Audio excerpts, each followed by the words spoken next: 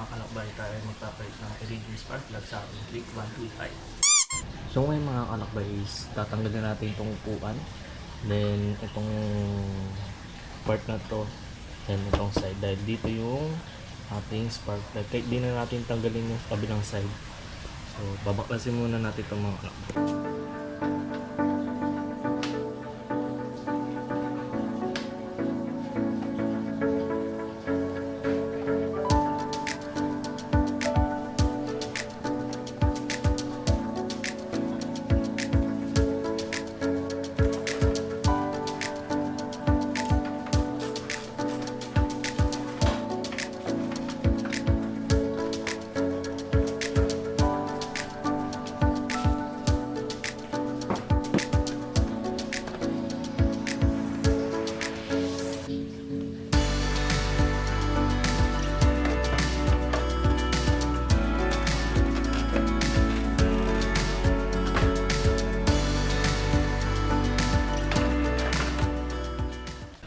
Kaya mga kalakbay, na tanggalan natin yung itong sa may right, sa may left side ng cover. So makikita nyo na ito yung spark plug cap. Ayan, so tatanggalin lang natin ito. Kaya makikita nyo na yung ating spark plug. So pag tatanggalin natin ito is kailangan nyo ng tools yung kasama to sa pagbili ng motor, na makita sa ilalim ng upuan sa may U-box yung ganito. And then kailangan nyo rin ng Phillips screw para paikutin. So counterclockwise pag paluwag, ganyan lang. So yun siya. And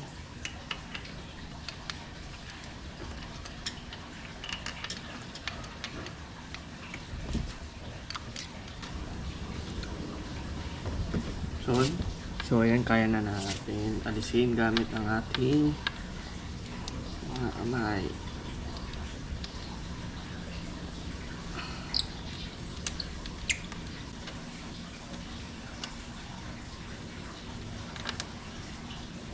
So yung mga alakbay, is indicator is white, so lean yung ating motor. So yung click naman talaga is lean talaga siya, kaya mahirap magpalit ng muffler.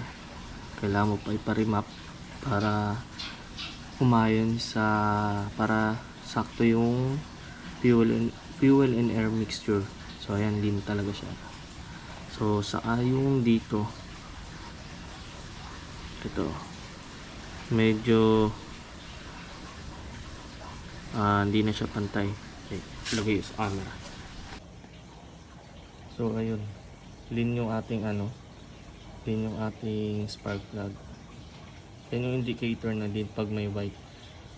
Dapat ganito yung kulay pag sakto yung fuel and air mixture. And then yung makikita nyo dito sa part na to is pause natin. Hindi na siya pantay. Yan ang makikita nyo. Parang pudpud.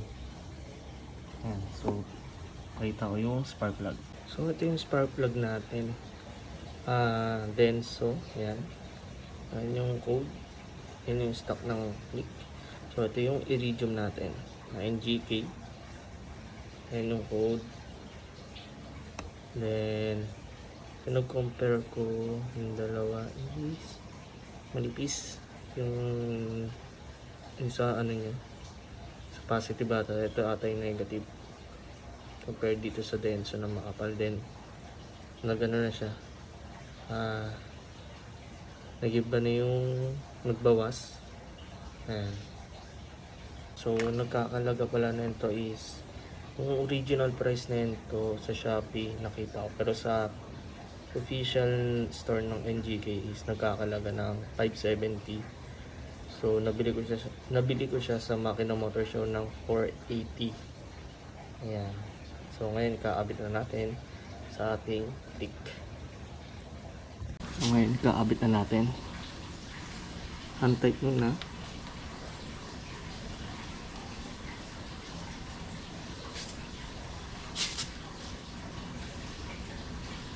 So kaya nagpalit na ako ng iridium. Kasi nasa 16,000 yung takbo ng ating motor. Dapat nasa, ang replacement dapat nito ayon sa manual is 6,000 ata. Sunod yun is 18,000. So paso na ako ng isa. So ngayon pa lang magpapalit.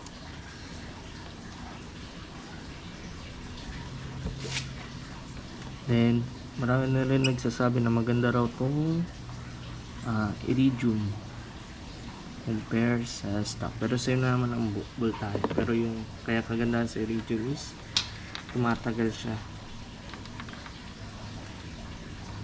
So ngayon ikutan na natin ng kalahating ikot. Tansyahan na lang.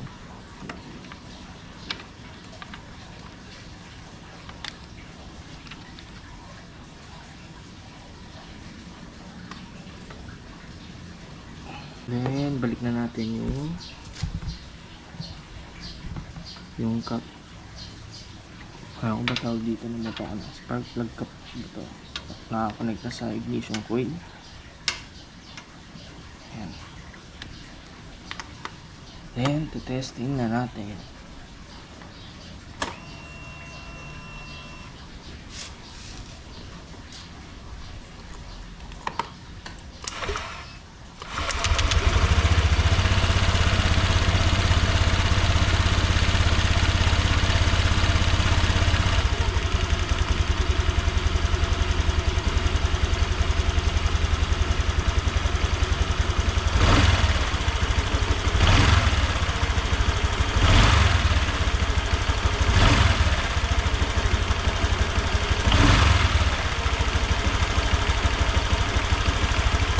Mga alakbay, babalik ko muna itong ating mga fairings, then proceed tayo sa ating test ride. And sakto luluwas sa Onan, Laguna mga alakbay.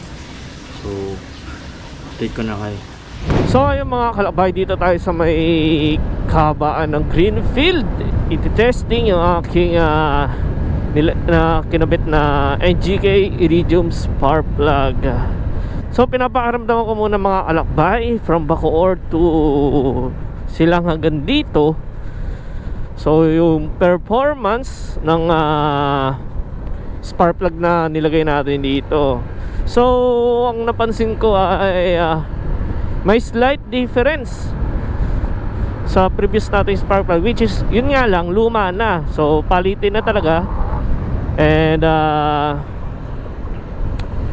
yung difference na yun maganda dahil naging maganda yung response sa ating throttle.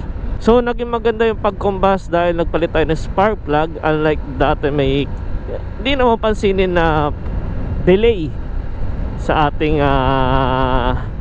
throttle. So napansin nyo sa Denso, yung electrolyte niya is mataba and na-deform na rin dahil sa katagalan. And yung bagong iridium natin na NGK na electrolyte is patulis. Kaya pinili ko yung iridium na spark plug is tumatagal siya. Ayan. Maganda yung maganda yung mga materials o material na nilagay doon sa NGK. And then so na yan yung pinaka mumurahin nilang spark plug kahit mapa NGK man. So yung iridium is nasa middle siya kasi yung NGK ay meron ng laser iridium. Laser iridium ata na yun yung pinaka top of the line nila na spark plug, which is yun yung nakalagay sa ating ZX4RR na naka laser na siya. Meron ding laser din sa mga bagong modelo like sa PCX. Yan, search nyo na lang. And nabili ko pala sa price ng nabili ko pala yung NGK na yun sa first day ng Makina Motor Show.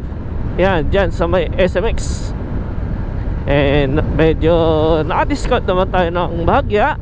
Ang original price yan nung tinignan ko sa Shopee is 570 yung iridium.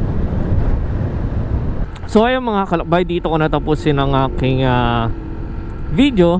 Please like and share yung aking video, and please subscribe sa aking channel, and please follow sa aking mga social media account. Yes, FB page and TikTok na lalabas sa inyong mga screen. And this is JC mga kalakbay, and always ride safe.